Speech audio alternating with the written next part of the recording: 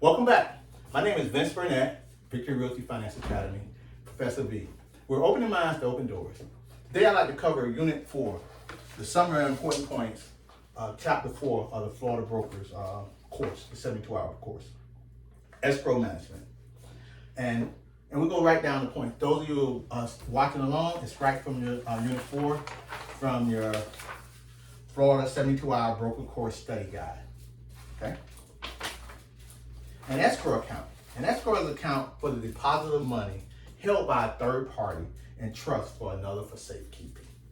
Practically, the broker can have their own escrow account, or the escrow account can be with the realtor or title company, or with the brokers. The broker can have one, or they can have it with an attorney or a title company. Escrow deposits includes cash, checks, money orders, and items that can be converted into cash, such as deeds and personal property. In addition to earnest money deposits, brokers holding trust for others include money associated with leasing property, such as rent deposits and security deposits. The first highlight I'd like the student to go to, if you have your pamphlet, commingling or commingle. Commingle is the illegal practice, commingle. Just mingle with your personal and the business. Right, exactly, mingle, exactly. Commingle, it says it's the legal practice of mixing of buyers, sellers, tenants, or landlord funds with the broker's own money, or mixing escrow money with the broker's personal funds or the brokerage funds of the operation. Basically, that escrow account is solely set aside for deposits and earning monies deposits. It's not the broker's money, it's not the seller's money, it's not the buyer's money, it's the transaction money, okay? And this is the biggest way how a lot of brokers get in trouble, commingling of funds, okay? Mm-hmm. Okay, sales associates. Sales associates must deliver binder deposits to the broker at the end of the next business day, or one business day, one day. The sales associates have 1 day to have earnest money deposit to give to the broker. The broker has 3 days to deposit, 3 business days from the date of the contract to deposit that earnest money deposit into the escrow account. If the broker has their own escrow account, there must be a separate account. The broker must be a signature on the account, or a lot of small brokerage firms, not even small brokerage firms, a lot of brokerage firms don't even deal with it, and they let an attorney or a title company deal with it, okay? The next one says, This depends on each deposit that you receive for each different people. right, each contract, it can go into the same account, but you must have a registry noting how much is deposited, accounting for all funds. If the broker's account, the broker must deposit escrow funds into her escrow account immediately, which means no later than the end of the 3rd business day after the brokers receive the funds. The seller approval must be obtained before accepting the post-dated check, and the fact that the check is post-dated should be noted on the contract. Practically, do yourself a favor. Either A, don't take post-dated checks. But they're not legal in Florida, Well, they're not in banking. It is in real estate.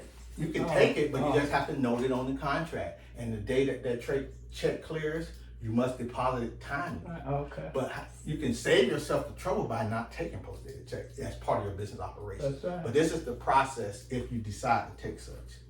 Also, if the broker's escrow account is an interest-bearing account, the broker must get written permission from all parties before placing the funds into the account.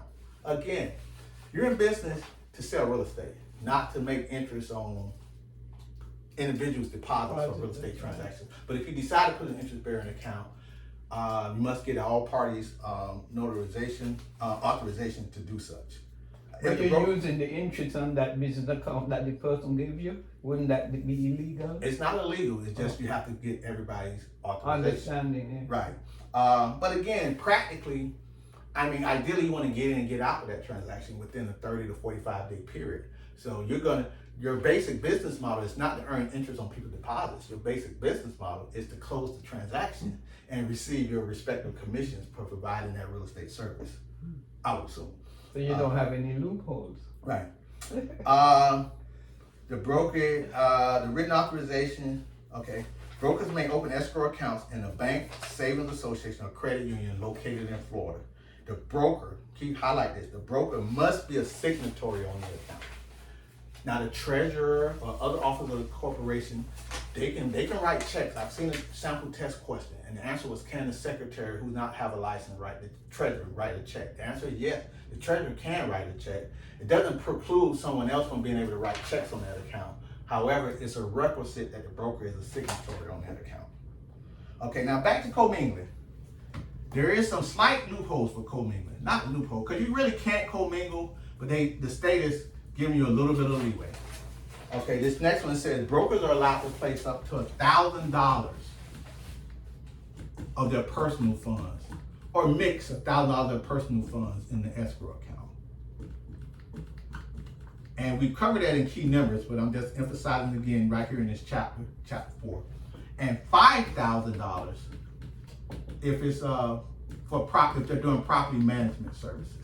With the logic being, 1,000, I mean, better than zero, but in practically you don't want to mingle the funds.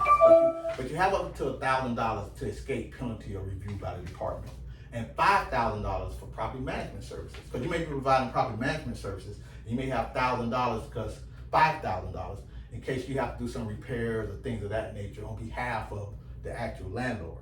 So I'm speculating, but that's why they give you that allowance. So that but would the be general the only practice, reason? I mean, I'm just speculating that as a possible reason or the mindset why they gave those thresholds of 1,000 or 5,000. But the general practice should be, do not commingle the funds. The rental deposits for rental deposits, security deposits, or damage deposits if you're doing property management services. But they do allow up to $5,000 of your personal funds to be in their account. And then for the sales, if you got a sales or offer on a property, earnest money deposit, you can do yourself a favor and don't even deal with it and let a title company or law firm hold escrow in general. But if you are holding it, you must account for all funds, and no more than $1,000 of your personal funds can be in that account.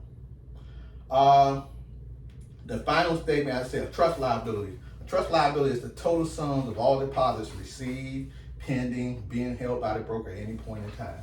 It is other people's money with the broker that corresponds to specific real estate transactions, sales, or property management. Basically, it's not your money. Escrow is just that. You're holding that money for a specific purpose, the contract, the rental, the security deposit. So if you're short on your car payment, you can't use it and pay. Right, you can't use it to pay your operating bills, to pay your rent, to pay etc. Oh. Okay, and again, it says right there, the broker must reconcile the bank balance beginning with the monthly balance statement, subtracts outstanding checks, add all deposits. I know we live in a cyber banking world, but this is old school. You need to have that reconciliation statement. What are the deposits? So you have to be an contract. accountant as well. Well, or have an accountant, but you must account for all funds for those transactions, but yet not yet reflected on the bank statement. Then the final, it's in bold on the last page, not the final, but the last page of the bottom is, it says the broker's trust liability should equal the reconciled balance, bank balance.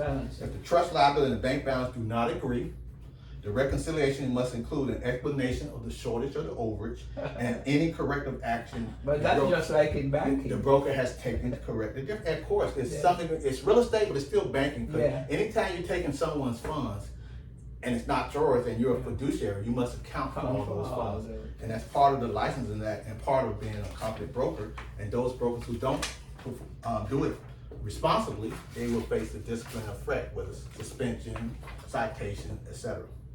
Okay, now, second page, on the second page of chapter 2 of the summary point, there's a couple points that are highlighted, and we covered them before.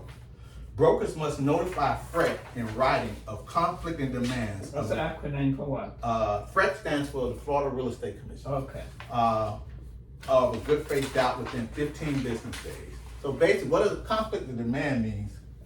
Conflict of demand, 15 days.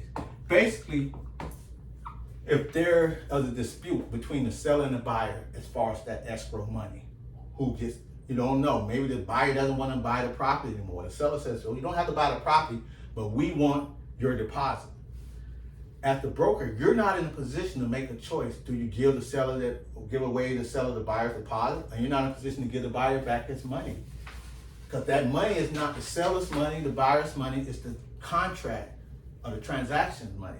So what this statement is saying, when you're in doubt, you have 15 days to contact the Florida Real Estate Commission, FRET, and let them determine who you give the money to. Had you had that money with an attorney or a title company, you don't even have to worry about it. Because then the title company, they'll make the determination who they disperse the funds. But that isn't the where they do all the closing on the house with the title company? That's the title company, that's one of their functions, closing it. But their first function, before you get to closing, you must have a contract, Okay. you must have a deposit, and who's accounting for that earnest money deposit prior to closing. And then once you contact FREC within 15 days when there's a conflict of demand, if the broker is keeping funds, it's something called mail. One of the 4 techniques that FREC can do. The M stands for mediation. This is the final statement. Brokers must institute one of the settlement procedures within 30 days of receiving conflict demands or good faith style. Mail. Mediation, where they agree to go to mediation and it's non-binding. Arbitration, where the buyer and the seller goes to a hearing with the hearing officer, and that is binding. Litigation, if they go to litigation, where either party go to court, of course, certainly that would be binding. And then an escrow disbursement order. Escrow disbursement order, that's when FREC, the Florida Real Estate Commission, tells the broker who to give the respective proceeds to. So again, these are tidbits of escrow management. For those brokers who are doing it, make sure that you have your accountant or you remember your debits and credits and your bank reconciliation skills as you monitor those escrow accounts that you're performing.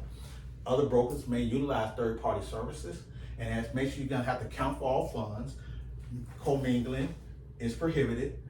There is the caveat: 1,000 of personal funds for regular transactions, 5,000 for property management services, and if there's a conflict of demand, that you notify FREC within the 15 days, and one of the 4 settlement procedures: mediation, arbitration, litigation, escrow disbursement order. Again, my name is Vincent Burnett. We're Open Minds to Open Doors, and I'd like to thank you as you pursue your career, continue to pursue your career in the Florida real estate industry.